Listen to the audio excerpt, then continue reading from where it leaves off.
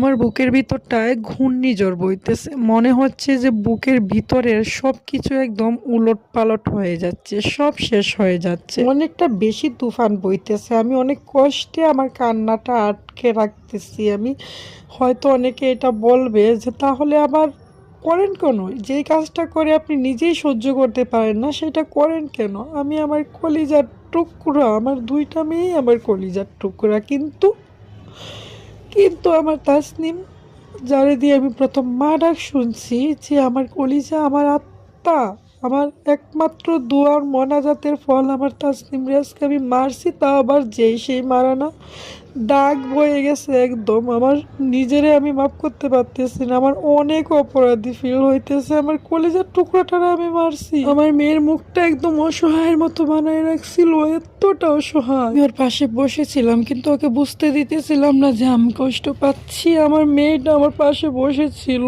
অসহায়ের মতো, বারবার আমার দিকে তাকাচ্ছিল, কিন্তু কিচ্ছু বলতেছিল না, শুধু ট্যাপ ট্যাপ করে আমার দিকে তাকাচ্ছিল।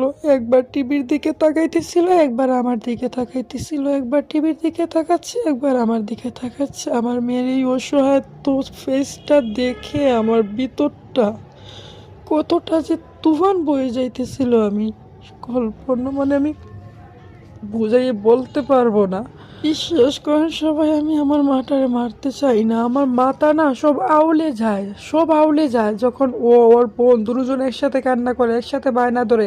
সারাটা ঘর সব কিছু একদম এলোমেলো হয়ে আছে, সকাল থেকে দুপুর হয়ে গেছে, এর মধ্যে কোনো খাওয়া দাওয়া করতে পারি না ওদের জন্য, না খাইতে পারি না, সারাটা ঘর সব কিছু এলোমেলো আছে, ওগুলো দেখতেও বিশ্রী লাগতেছে না, সহ্য করতে পারি। আবার দুজন একসাথে কান্না করে, দুজন একসাথে বায়না ধরে, সেই সব কিছু মিলেমিশে। তার সাথে সাথে সব থেকে ইম্পর্টেন্ট এবং সব থেকে বড় যেটা, সকাল গড়িয়ে দুপুর হলো, দুপুর গড়িয়ে বিকাল হতে চললো, এখন পর্যন্ত ওর পেটে কোনো একটা দানা পানি দিতেছে না। ও আমাকে বলতেছে নুডলস রান্না করে দাও, আমি নুডলস খাবো। নুডলস রান্না করে দিলাম, নুডলসের জায়গায় নুডলস পড়ে আছে, ও খাচ্ছে না, বলতেছে মুরগির কলিজা খাবে, সেইগুলা দিলাম, সেইগুলোর জায়গায় সেগুলা পড়ে আছে, সেগুলা খাবে না। ভাত দিলে ভাত খায় না, কোনো একটা জিনিস খায় না। মানে সব কিছু মিলেমিশে একদম আমি, মাথা আমার পুরোটা আউলে গেছে। মানে নিজেও খাইতেছে না, আমিও খাইতে পারতেছি না, ঘরও আমি গুছাইতে পারতেছি না, কাপড় ধুইতে পারতেছি না, সব কিছু হয়ে গেছে।